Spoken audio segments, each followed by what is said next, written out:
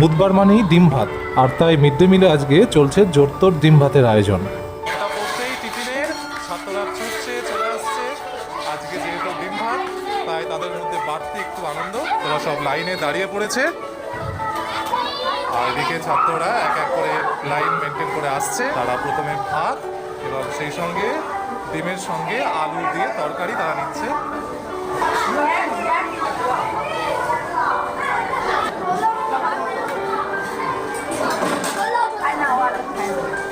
আর এদিকে ছাত্ররা ডিমের সঙ্গে আলুর ঝোল নিয়ে এসে এক এক করে বসে পড়ছে, প্রত্যেকে খাওয়া দাওয়া করছে এখানে বসে।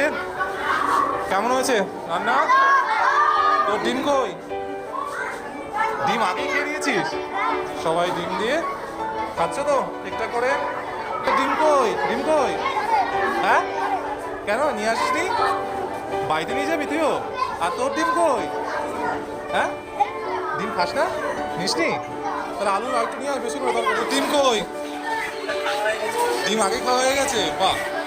আর তোদের খাওয়া হয়ে গেছে? শুধু শুধু ডিম খেয়ে ফেলেছে।